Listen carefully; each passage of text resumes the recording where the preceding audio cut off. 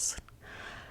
The kids got to eat like a little Valentine's treat, while Nathan had surprised his wife with flowers and chocolates. And then the kids headed off to school. Nathan ran some errands, went to church, and Denise stayed home.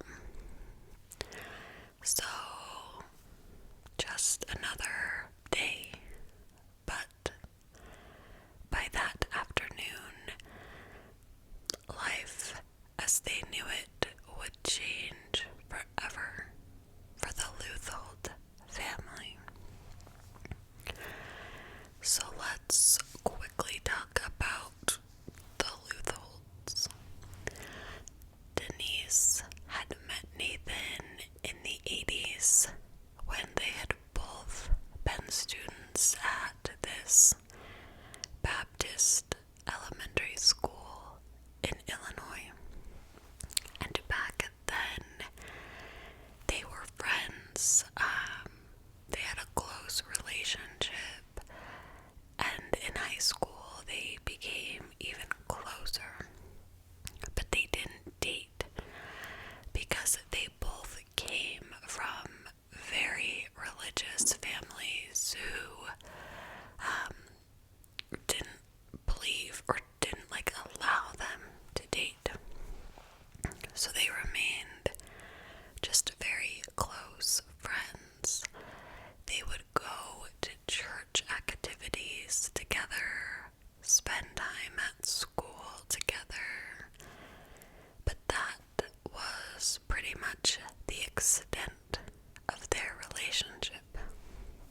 And it wasn't until after high school that they officially started dating. Nathan told NBC's Dateline that Denise was his first and only girlfriend. In July of 1995, the couple got married, and both of them had been raised in very religious homes, and they continued living that way, just devoting their time and their lives to their religion. Denise and Nathan settled down in their hometown of Pioria, Illinois. Denise and Nathan settled down in their hometown of Pioria, Illinois. Denise got a job at an insurance office, and Nathan started a career in sales. And then, in 1998, Nathan and Denise moved to Lithuania to do some missionary work for a while. And then, a year later, they returned home. And soon, Denise gave birth to the couple's first child, a son. And then they kind of did this back and forth thing where they would live in Illinois for a while, save up money, and then go back to Lithuania. So they kind of lived back and forth like this for 8 years. And it was definitely hard, not an easy way of life. But they were committed to their missionary work. By 2010, Nathan and Denise were living back in Illinois with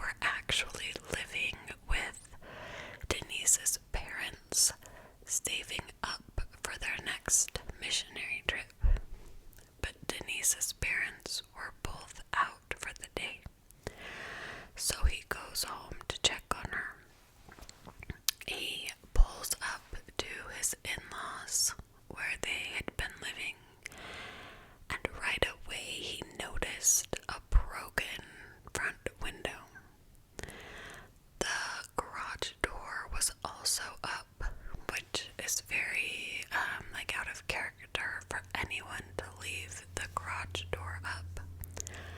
And Denise's car was missing. And Nathan was sure that someone had broken into the home. It was like the only thing that made sense, so he doesn't even go inside. He calls 911 to report a possible burglary.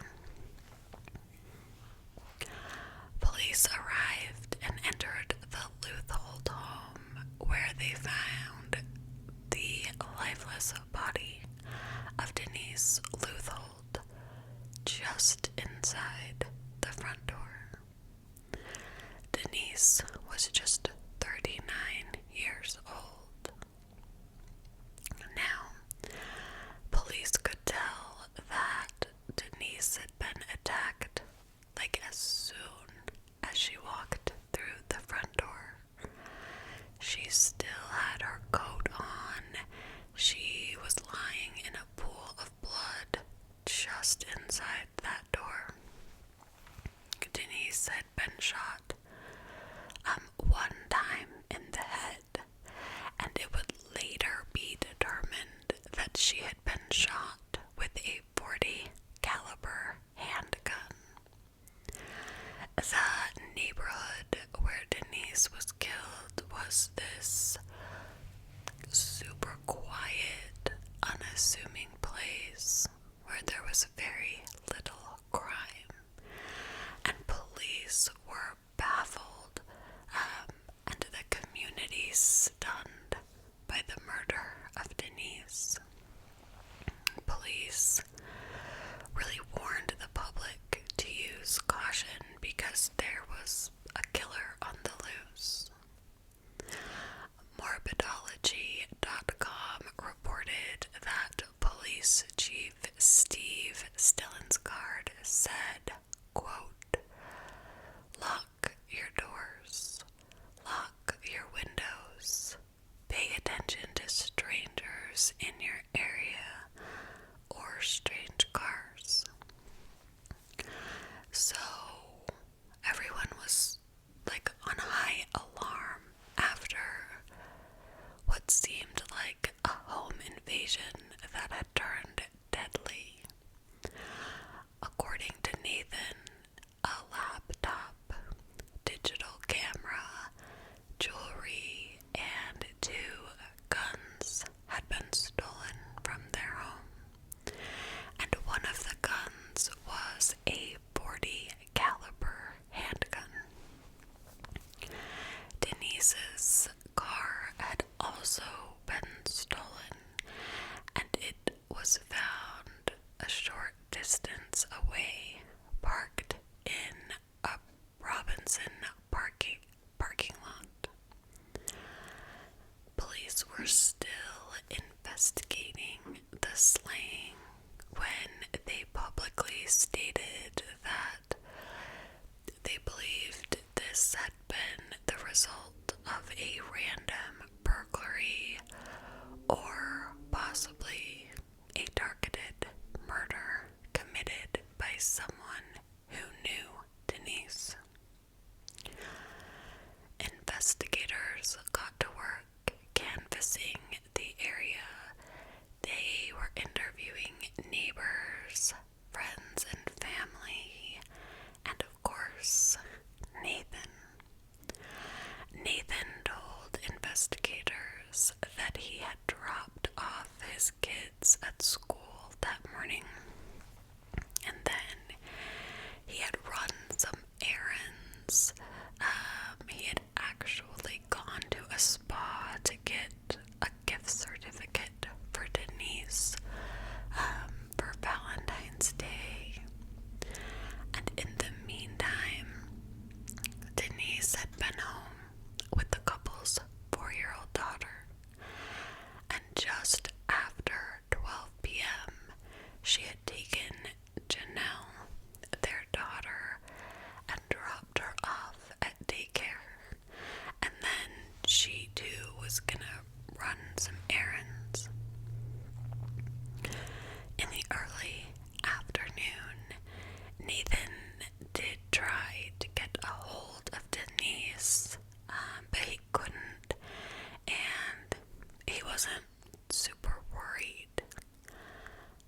when he returned home and saw that Denise's car wasn't in the driveway, this was when he did start to worry.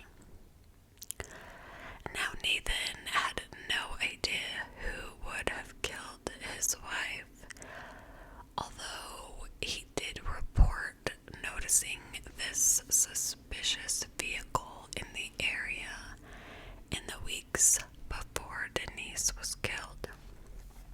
He said that this vehicle had actually pulled into their driveway with its lights off and then sat there for a minute and then pulled out and left. And then a few days before the murder, the same thing happened again. A car pulled into the driveway. The lights were off. It sat there for a minute and then it left. Other neighbors had some good, information as well. One neighbor noticed a suspicious man, and she told Dateline that he was quite agitated, and she knew immediately something was wrong with him. So, there's this suspicious vehicle that Nathan noticed. This agitated neighbor, or agitated man, that another neighbor noticed. And these things really put the neighborhood on edge. There was a killer on the loose, and police had no idea who was responsible. Even the school district, District 323, the administrators placed a soft lockdown on all schools in the area, and this included locking all the doors, banning outside recess, and closing classroom doors throughout the day. Police would attempt to dispel some of the fears in the community by stating, quote, "I want the public to be assured," end quote. So they were working as hard as they could to find their killer. Meanwhile, Denise's funeral was held at the Cornerstone Baptist Church. Her pastor would remember her as, quote, "a kind-hearted and sweet-spirited woman," end quote. He described her as an embodiment of a Christian, stating, "She was very kind, compassionate, and a godly woman." Now Nathan never returned to the home where his wife had been killed, which is understandable. But because no one had any idea why Denise had been killed, or if the rest of the Lutholds were in danger, Nathan and the children decided to stay in a safe house for a while. And then they ended up moving into a church mission home. During this time, Nathan was described as being very quiet and stoic. But everyone handles grief differently. However, it wasn't just Nathan's lack of emotion over the death of his wife. There were some other red flags that police were digging into, like the fact that Nathan owned the same caliber gun as the one that had killed his wife. Another thing that really bothered police was Denise's car. So, she had been killed inside her home. So why had the killer taken her car and left it at a nearby park? Police knew whoever had left her car at the park was involved in the murder. But here's a really weird thing. Denise's car keys had been left under her body, like she had dropped them when she was shot or attacked, and she had fallen on them. They were actually found tangled up in her hair. So the killer had taken her spare keys. And it would kind of make sense if the killer was just trying to get out of the house quickly and grabbed Denise's keys from her hands and left. But the killer had taken the time, to search the house for the spare set of keys. And that was super suspicious to police.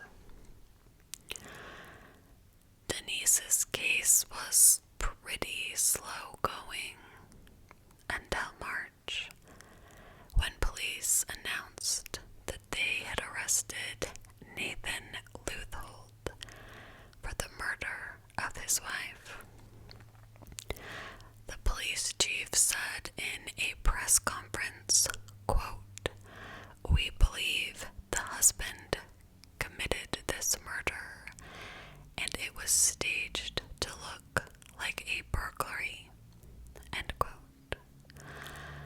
So while it seemed like police had no idea who was responsible for the murder, they had actually zeroed in on Nathan right from the beginning, and they were just building a case against him. Police had found foreign currency and passports in Nathan's car, which they believed he had gathered in case he needed to flee to another country. They believed Nathan had staged the house to look like a burglary had taken place. And one of the reasons they believed it had, in fact, been staged was because there was no evidence of forced entry. Police had also found a witness who had seen Nathan at 12:30 p.m. on the day that Denise was murdered, and he was walking toward his home.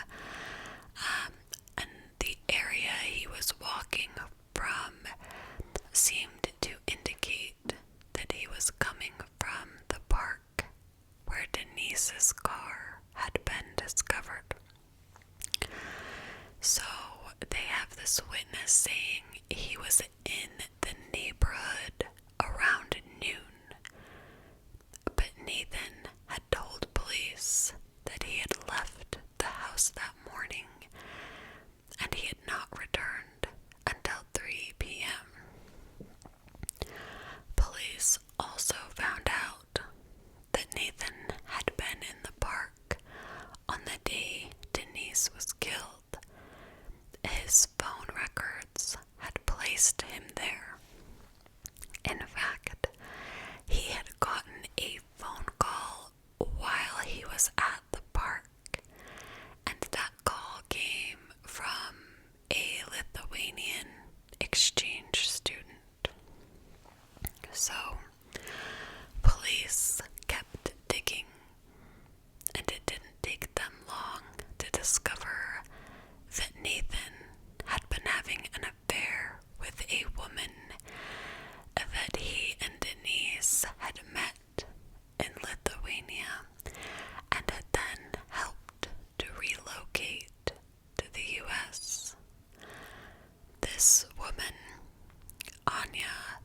was a college student who was in the United States being sponsored by the Lutholds. And Nathan even had a joint bank account with this woman, so she could have access to his money while he was with his wife. The Lutholds had helped Anya and her family, and they had known them when they were in Lithuania. And at the time, Anya was just 6 years old. Her family had always been very close with the Lutholds, and as she grew into a teenager, her relationship with Nathan changed. It started when she began babysitting for the Lutholds. She was kind of like their nanny. And then the Lutholds went back to the U.S., and Anya came to the U.S. to go to school. So, police find all of this out, and Nathan was indicted on 2 counts of first-degree murder. His trial began in July of 2014. During opening statements, prosecutor Jody Hughes said that Nathan had killed Denise so that he could be with his 20-year-old mistress. She said, quote, "She was his real Valentine, and I believe the evidence will show that before the murder and after the murder, the relationship that he had with Anya was much more than just a sponsored student," end quote. Defense attorney Hugh Donor, on the other hand, argued that Nathan had not killed his wife. He revealed that the day of the trial, it would have been their 19th anniversary. So on the day the trial began, it would have been the couple's 19th anniversary. He then said that Nathan was going to have to sit here on his anniversary, mourning his wife, and listen to accusations that he had been behind it. So early testimony focused on this note that Denise had written. This note had been found in a planner in the couple's bedroom, and it talked about how Nathan was running around with a 20-year-old and how humiliated Denise was by this. Handwriting analysis determined that the note had been written by Denise, and it had been written on the same day that she was killed. It read in part, quote, "I really don't think there is anything I have done or not done to deserve this. I have never been good enough or done enough for you. I know you want me dead. I am not stupid, but I am not that brave. I quit. I will not please you anymore. No more of that game. If I haven't pleased you in 17 years, then nothing I do will do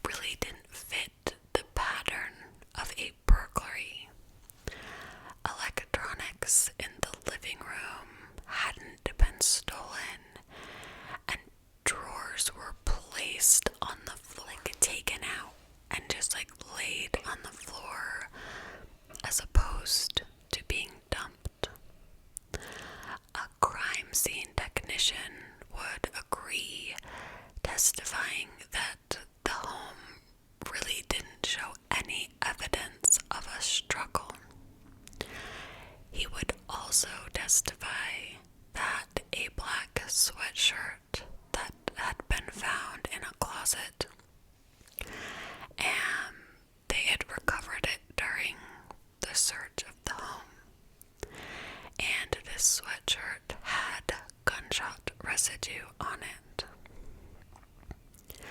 The jury also heard from 20-year-old Anya Dobitale. She said that she had met Nathan in her home country of Lithuania when she was 6 years old. And then when she turned 18, Nathan had brought her over to the United States to go to school. She described how Nathan paid for her expenses, took her on trips, went shooting with her, but she said she never stayed overnight with him. She claimed that she never told Nathan she was in love with him, but the state attorney, Jerry Bradley, produced this email from Anya to Nathan in which she promised to work harder on their relationship. It read, quote, "I let you down. From now on, I want to do all that I can for you and for this relationship. I am so blessed to have you in my life." End quote. It was revealed that after the murder of Denise, Nathan's parents had told Anya not to speak to the police at all. A cellmate of Nathan's, David D. Smith, also came to the trial and told the jury that Nathan had confessed to the murder of Denise. He said that he had waited in the closet for his wife to come home. They got into an argument and he shot her in the head. So this was what he testified to.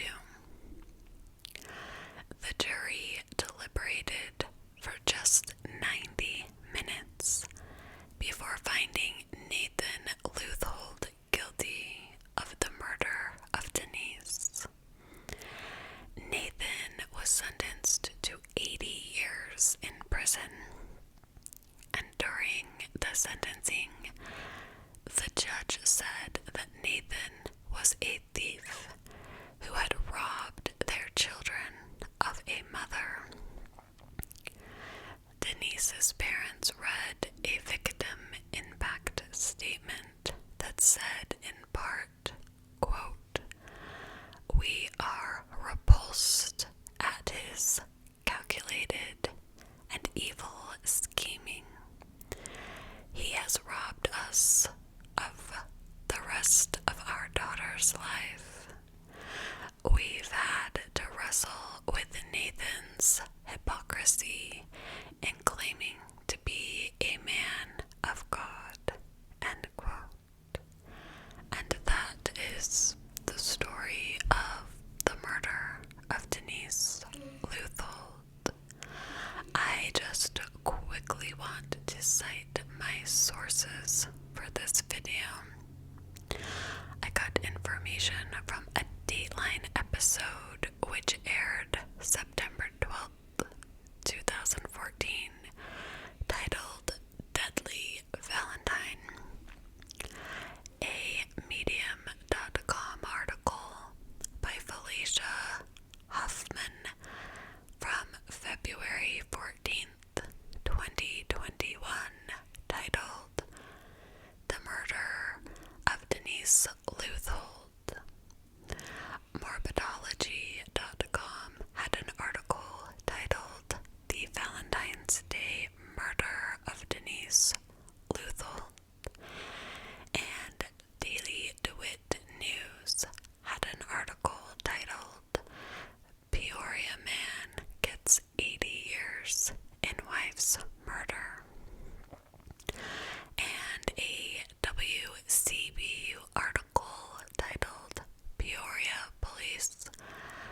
first husband for Denise Luthold's murder. And that article was published March 6th, 2013. Thank you guys so much for joining me for another true crime video. I will see you next time.